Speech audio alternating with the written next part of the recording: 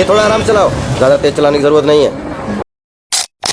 घरी मस्त आरामात बसलो होतो. मग भाऊले मयमय झाली चहा प्यायची. मग आता भाऊने बोला करणे का तो करणे का, निघालो बा मग दूध आणण्यासाठी डेअरीवर.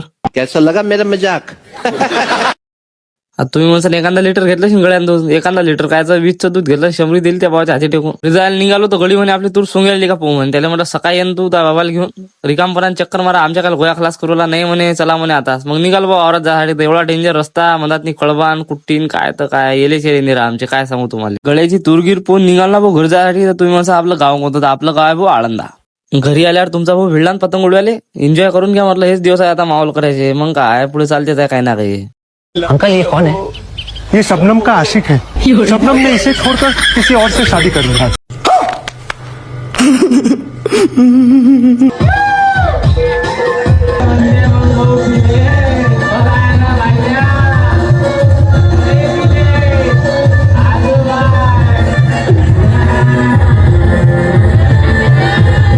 तर आजच्या एवढंच मित्रांनो, भेटू पुढच्या ब्लॉगमध्ये. तोपर्यंत आपल्या आयडीला फॉलो करून घ्या.